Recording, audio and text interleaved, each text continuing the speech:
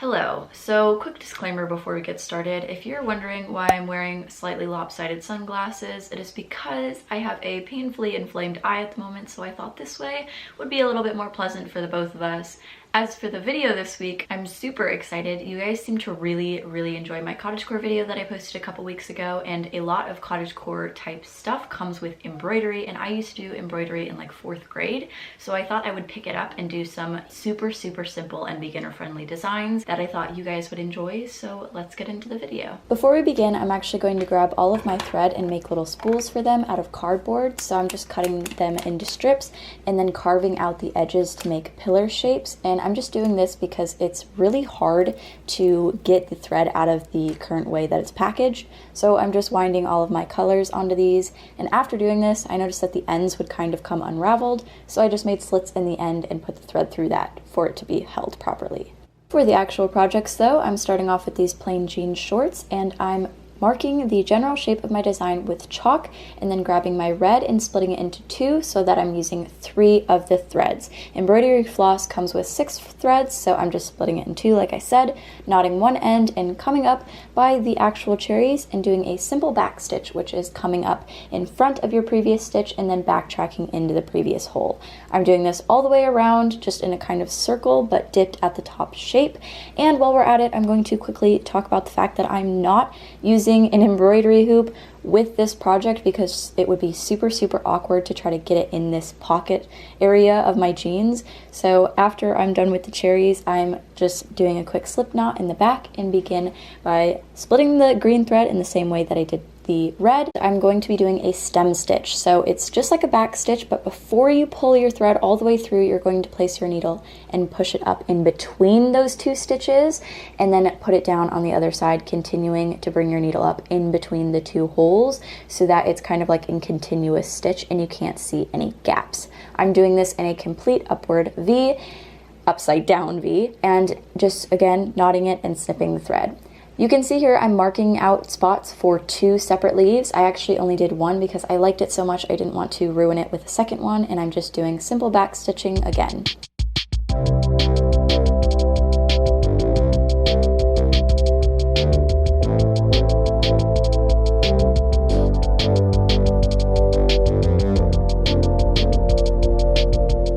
The next piece of clothing I'm going to embroider is this pink t-shirt with lace at the back. I'm using my ruler to mark the exact middle of the shirt and then applying my embroidery hoop to that area, solidifying that mark, and splitting my light blue thread into 2 so that I have 3 strands. Coming up at the top, we are going to do a lazy daisy stitch. So I'm going right next to that first incision and then going up above and through that loop before I pull it through, and then going above that to set it in place. So up, right next to it, and then before you pull it through, coming up, putting that string over it, pulling it up, and going right above that to make sure the loop stays in place. I'm doing this all the way around a small circle to create, I don't know if you would call this a daisy, just a normal looking flower with as many petals as you want, and knotting that at the back. Doing the same thing for 2 white flowers on either side of that.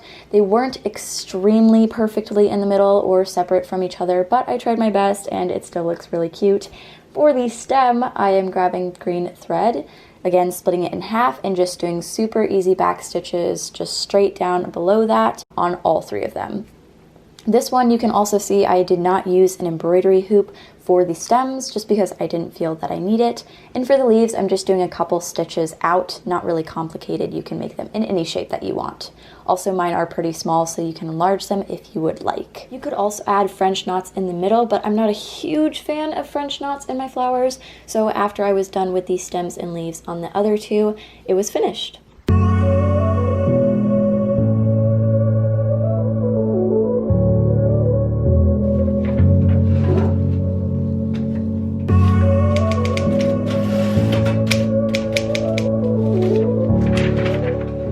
The last project is this green bucket hat, which I am putting my hoop on and marking the general design. Once again, I'm going to be making a sunflower. So I am actually threading all 6 strands of my embroidery floss through this because I want the stem to be really thick and to stand out against this already pretty dark material. Again, doing a stem stitch, so coming up and through, and then before pulling it all the way, coming in between the middle of that. Just doing that, I think 5 to 8 stitches up. You can do it as large as your hat is or however big you want it to be, kind of solidifying my leaf chalk markings as well as the flower circle.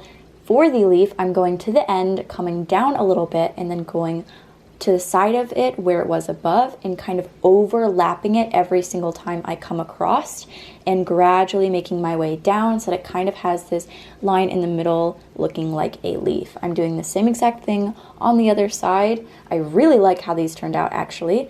I extended the stem a tiny bit and then just worked on the single stitches all the way around for the sunflower. I'm using all 12 strands of my embroidery floss here so that it's super, super thick and defined.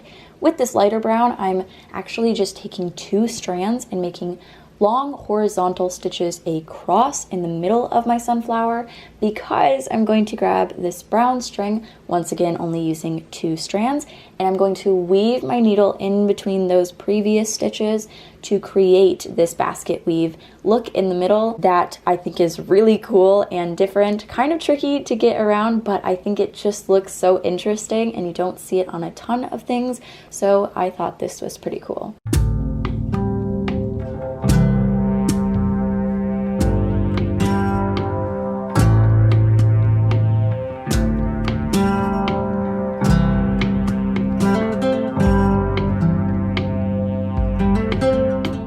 Welcome to the outro. If you've made it this far, I really appreciate you sticking with me. If you liked this video, make sure to like it and subscribe if you would like similar content on a weekly basis. If you have any questions, comment them down below and I will do my best to respond to them.